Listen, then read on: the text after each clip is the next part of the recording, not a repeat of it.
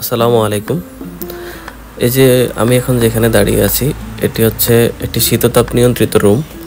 এখানে মূলত প্যাসেঞ্জাররা এসে দাঁড়িয়ে থাকে এবং কিছুক্ষণ পরে যে এরকম বাসগুলো আসলে সবাই বাসে উঠে যায়। বাইরে এত গরম থাকে যে এগুলো তো না থাকলে মানুষগুলো বাঁচবেই না।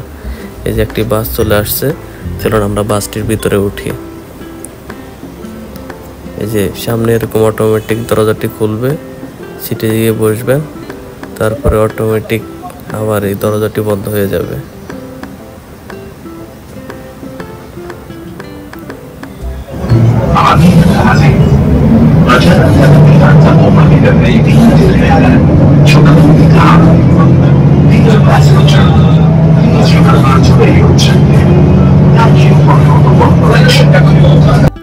সৌদি আরবের এই সিস্টেমটা আমার কাছে খুবই ভালো লেগেছে, কারণ এত গরমের ভিতরে একটু যদি স্বস্তির নিঃশ্বাস ফেলা যায় সেটা তো অবশ্যই খুব ভালো একটা জিনিস।